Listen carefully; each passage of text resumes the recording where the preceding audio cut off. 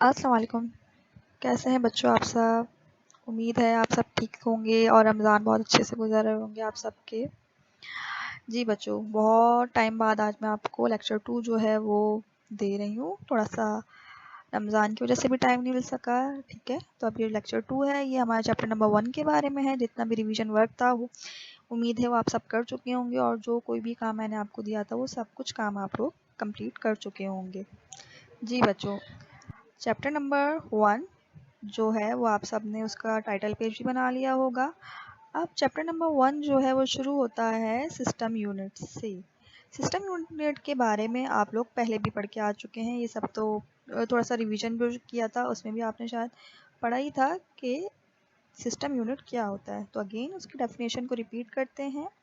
System unit is the case that contains all the electronic components of computer system like motherboard, power supply, RAM, CPU, hard disk drive, optical drive, etc.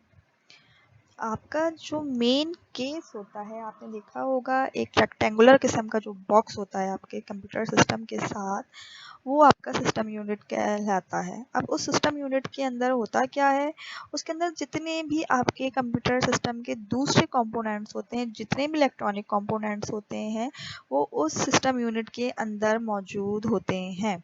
जैसे कि motherboard, power supply, RAM, CPU, hard disk drive, optical drive, ये सारे के सारे components जो हैं वो system unit में मौजूद होते हैं। अभी सारे के सारे जो मैंने अभी नाम लिए क्या हैं, इनमें से अगर कुछ का जो है कुछ के बारे में हम क्लास 6 में ही पढ़ चुके हैं, लेकिन कुछ के बारे में हम अब आगे पढ़ते जाएंगे और वो बातें आपको समझ में आती जाएंगी।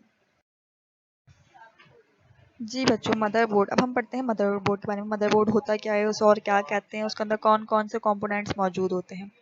तो मदरबोर्ड, सिस्टम बोर्ड, यानी कि हम मदरबोर्ड को सिस्टम बोर्ड भी कहते हैं, is the main printed circuit board. ये मेन कंप्यूटर का बिल्कुल मेन बोर्ड है, प्रिंटेड सर्किट बोर्ड है। इसके अंदर प्रिंट भी हुआ हुआ होता है कि जैसे कोई चीज़ कहाँ लगेगी, कोई चीज़ कहाँ लगेगी। फॉर एग्जांपल इतना कॉम्प्लेक्स किस्म का बोर्ड है तो हमने कौन सी चीज़ कहाँ लगानी है, तो इस पर कुछ ना कुछ थोड़ा बहुत प्रिंट भी हुआ होता है आपकी हिंट के लिए, आपकी आसानी के लिए। Found in general purpose computer, यानी कि हमारे जो घरों में इस्तेमाल करते हैं हम सिंपल से कंप्यूटर सिस्टम, वो जनरल पर्पस होते हैं।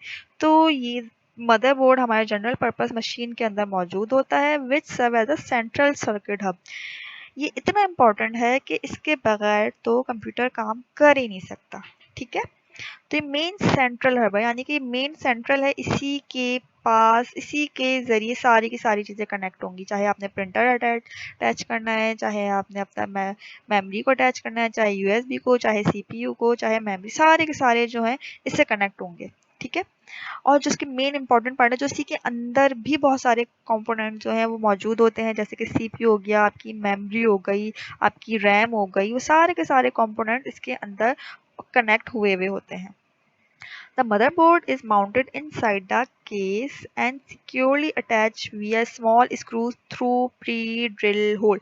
आपका जो सिस्टम यूनिट होता है, यानी कि जो आपका रेक्टेंगुलर बॉक्स होता है, ये मदरबोर्ड उसके अंदर बहुत सिक्योरली अटैच हुआ होता है स्क्रूज की मदद से। आपका जो सिस्टम यूनिट होता है उसके अंदर होल्स होते हैं, तो इस मदरबोर्ड को स्क्रूज की मदद से सिस्टम यूनिट के अंदर अच्छे तरीके से अटैच कर दिया जाता है। Motherboard provides ports to attach the hard drive and optical drive via ribbon cable. अब इसके अंदर डिफरेंट किस्म की केबल्स होती हैं, यानी कि ज़ाहिर सी बात है जब हमें एक चीज़ को किसी दूसरी चीज़ से अटैच करना होगा तो कोई ना कोई इसके लिए तो चीज़ मौजूद होनी चाहिए ना। इसी तरीके से मदरबोर्ड के अंदर पोर्ट्स होती हैं, उसके अंदर केबल्स होती हैं, जिसकी मदद से हम दूसरी डिवाइसेस को, दूसरे कंपोनेंट्स को, दूसरे पार्ट्स को अटैच कर सकते हैं। Motherboard carries fan and special port design for power supply. ये मेन बोर्ड है, ठीक है। अब यही बोर्ड है जो कि बाकी आगे कंप्यूटर के दूसरे कंपोनेंट्स को जो है वो इलेक्ट्रिसिटी प्रोवाइड करेगा, यानी कि फॉर एग्जांपल मेमोरी है, मेमोरी को इलेक्ट्रिसिटी कौन देगा, ये मदरबोर्ड देगा। तो मदरबोर्ड के पास खुद भी तो पावर आनी चाहिए, तो मदरबोर्ड के अंदर पावर सप्लाई होता है जो कि क्या करता है, पावर को अपने अंदर लेता है और आगे जहाँ जहाँ जितनी जितनी पावर देनी है उनको प्रोवाइड कर देता है।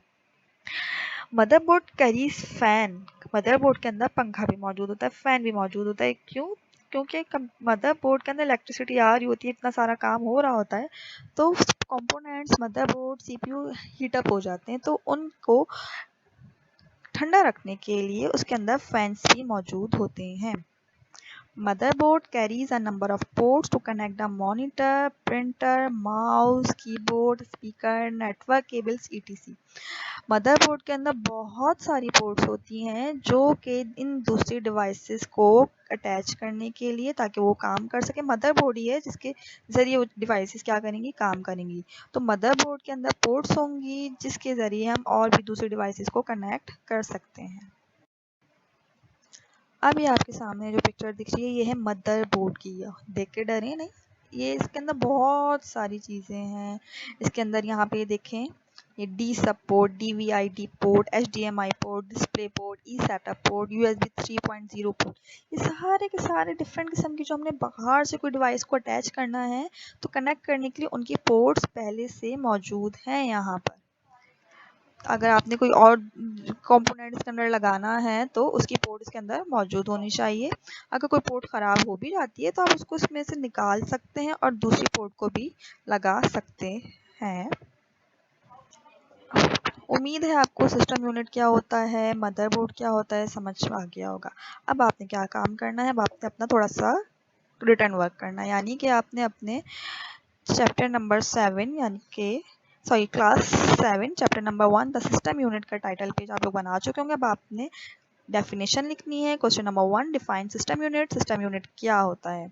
तो system unit is the case that contains all the electronic components of computer system like motherboard, power supply, RAM, CPU, hard disk drive etc. ये बात मैं आपको समझा भी चुकी हूँ। Question number 2, define motherboard. Motherboard को डिफाइन करें तो अ मदरबोर्ड और system board is the main printed circuit board that connects all the peripherals and components of a computer, for example CPU, memory etc. ये दोनों डेफिनेशन आपने अपनी NEET copy में note करनी है बिल्कुल सफाई से। अब इसके बाद आपके सामने क्वेश्चन नंबर 3 है, जो कि छोटी सी एक्टिविटी है कि आपके सामने एक ब्लैंक टेबल आ रहा है और इसमें लिखा है कि आपने डिफरेंट किस्म की पोर्ट्स के नाम लिखने हैं। तो इसके लिए मैंने आपको हिंट भी दिया हुआ है कि आपने अपनी बुक का पेज नंबर 9 जो है उस पर जो पिक्चर दी हुई है मदरबोर्ड की, उसको देखते हुए आप लिख सकते हैं। अगर आपने नहीं लिखी उन पोर्ट्स के नाम अभी तक तो कोई मसला नहीं है, मैं आपको बता देती हूँ उन पोर्ट्स के नाम क्या क्या हैं। और ये रहे उन पोर्ट्स के नाम। नंबर 1 डी सब पोर्ट, मैंने आपको पहले भी जब पिक्चर आपको मैंने शो करवा रही थी तभी मैंने आपको बताए थे। DVI-D port, HDMI port, display port, eSATA port and USB 3.0 port. तो ये तीनों क्वेश्चन आप लोगों ने अपनी नीट कॉपी में नोट कर लेने हैं और हो सके तो उनको याद भी कर लें, ताकि जब आपका एग्ज़ाम के टाइम करीब आए तो आप लोगों को अच्छे से सारी चीज़ें याद हों। ठीक है बच्चों, आज का लेक्चर बस इतना ही था। उम्मीद है कि दूसरा जो थर्ड लेक्चर है वो मैं जल्दी अपलोड कर दूँगी। आपने सारा काम कर लेना है। ओके, अल्लाह हाफ़िज़, थैंक यू।